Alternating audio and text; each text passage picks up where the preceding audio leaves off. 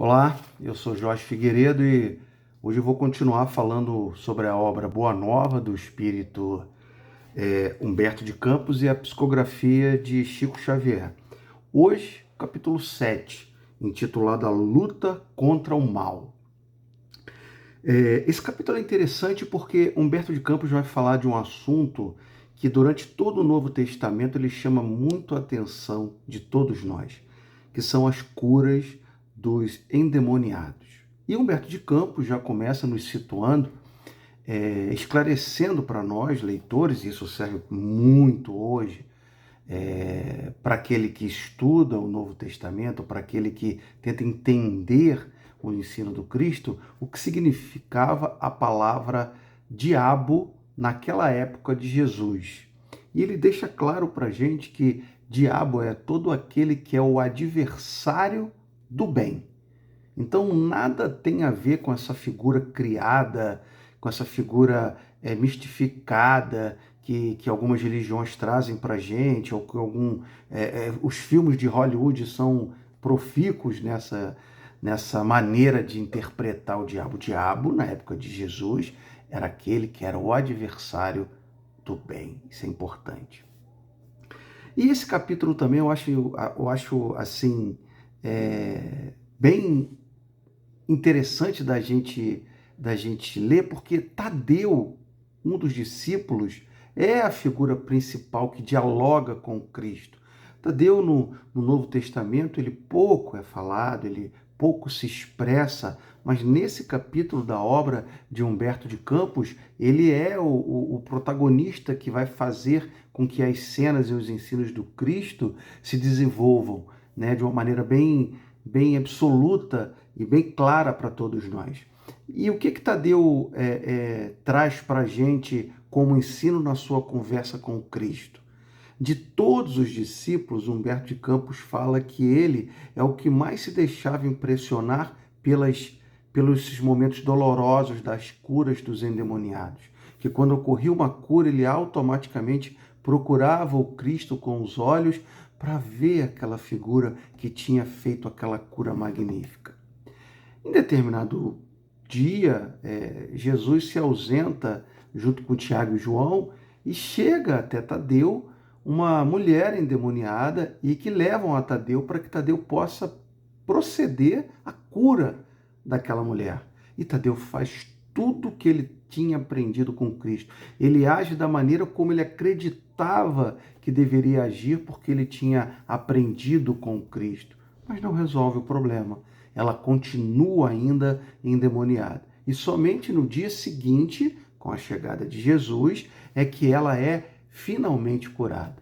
Então imagina, ele se impressionava tanto com as curas do Cristo, e quando teve a possibilidade de exercer aquele aprendizado do Cristo, ele não consegue colocar em prática. Isso mexe ainda mais com a mente dele, com a cabeça dele, e ele fica extremamente cismado. Tadeu, ele fica de tal forma, tão impressionado, querendo entender esse fenômeno, que ele procura, em algum momento, entender por que Jesus, então, não promove logo a cura de todos aqueles adversários do bem, de todos aqueles diabos, de todos aqueles endemoniados. No primeiro momento em que ele fica a sós com Cristo, ele procura esclarecer esse fato com ele. E Jesus, depois de ouvir essas dúvidas que Tadeu tinha, começa a dialogar com ele, e aí traz para nós ensinos sensacionais. A começar a dizer a perguntar para Tadeu, qual é o seu objetivo ao querer saber por que Deus não cura todos de uma vez? Porque é lógico, se todos nós temos dúvidas e colocamos essas dúvidas para fora, o que nos motiva? Jesus quis saber de Tadeu. O que o motiva? O que faz com que você fique tão preocupado com isso? E a resposta de Tadeu é uma resposta digna daqueles que procuram trabalhar pelo Cristo. Ele fala que a preocupação dele é de implantar o reino de Deus no coração de todos os homens. Digno. Aliás, creio que dentro do movimento espírita a gente tenha bastante irmãos que pensem da mesma maneira, né? Por que então que a gente, Deus, o Cristo, já não resolve todos os problemas de uma vez? Não é verdade? Então, e Jesus deixa bem claro para ele assim, por que que você está preocupado com o outro ao invés de antes implantar o reino de Deus no seu coração? Interessante esse questionamento do Cristo, porque muitas vezes nós, sobre a ideia, sobre a vontade de querer levar o bem aos outros, esquecemos das nossas próprias responsabilidades em estabelecermos o bem dentro dos nossos corações e traduzir esse bem em ações.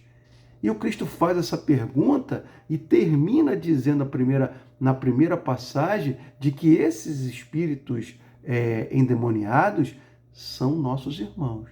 E Tadeu pergunta, estupefato, os espíritos maus também são nossos irmãos? Ou seja, para Tadeu, havia apenas aqueles que compactuavam das ideias do Cristo e daqueles que não compactuavam. E o Cristo responde a esse questionamento de Tadeu de uma maneira belíssima. Ele fala, toda a criação é de Deus.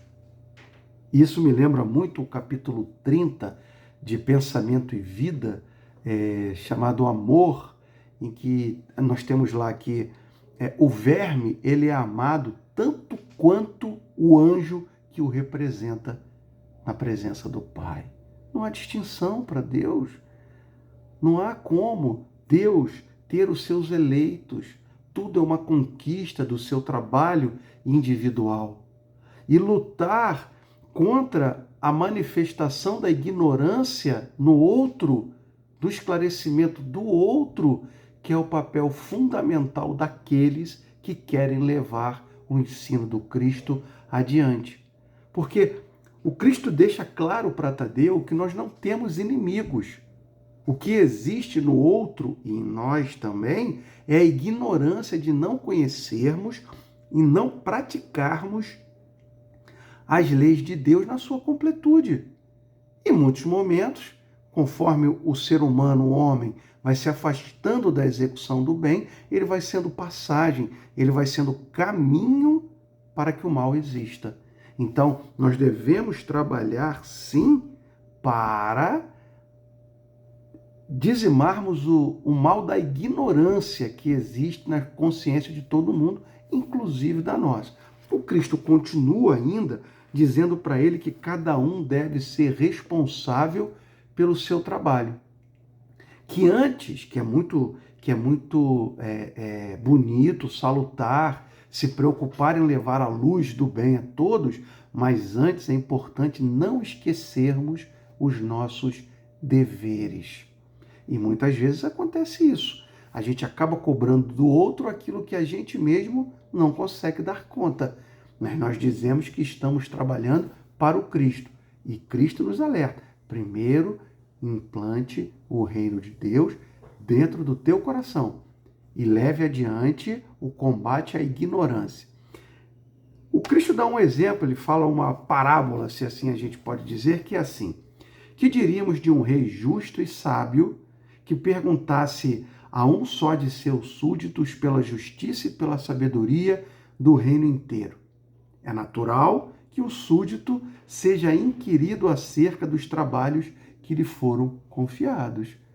Isso nos lembra e nos leva a pensar sobre a parábola dos talentos, lá em Mateus capítulo 25. Todos nós teremos que dar conta dos talentos que trouxemos e temos que desenvolvê-los. Não podemos esconder o nosso talento.